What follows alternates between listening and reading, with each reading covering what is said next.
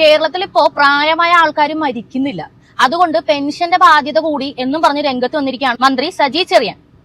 ഭരണഘടനയെ കൊടച്ചക്രം എന്ന് വിളിച്ച ഇയാളിൽ നിന്നും ഇതിലപ്പുറം ഒന്നും നമ്മൾ പ്രതീക്ഷിക്കുന്നില്ല എന്നത് സത്യമാണ്. എന്നാലും ഉത്തരവാദിത്തപ്പെട്ട സ്ഥാനത്തിരിക്കുന്ന ഒരു മന്ത്രി പറയുന്ന വാക്കുകളാണ് നിങ്ങൾ ശ്രദ്ധിക്കണം. കേരളം ആരോഗ്യ രംഗത്ത് നമ്പർ 1 ആണ്. നമ്പർ 1 ആയതുകൊണ്ട് തന്നെ ഇവിടെ മരണനിരക്ക് കുറവാണ്, ജനനനിരക്ക് നന്നായിട്ടുണ്ട് താനും.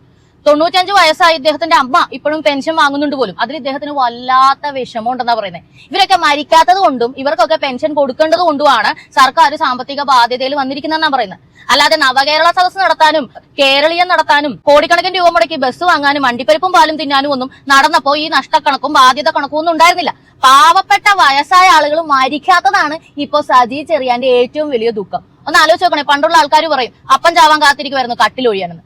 അതുപോലല്ലേ ഇപ്പൊ ഇയാൾ ഈ പറയുന്നത്. 90 വയസ്സായ അയാളുടെ അമ്മ ജീവിച്ചിരിക്കുന്നത് പോലും ഇയാൾക്കൊരു ബുദ്ധിമുട്ട്. ജനങ്ങളെ ഒന്ന് ശ്രദ്ധിച്ചു നോക്കുക. ഇവരൊക്കെയാണ് നമ്മുടെ ജനപ്രതിനിധികൾ, കേരളത്തിനെ പ്രതിനിധീകരിക്കുന്ന മന്ത്രിമാർ. എന്ത് സംസാരിക്കണം എന്ന് പോലും അറിയാത്ത വിഡ്ഢികൾ എന്നല്ലാതെ എന്താണ് പറയേണ്ടത്?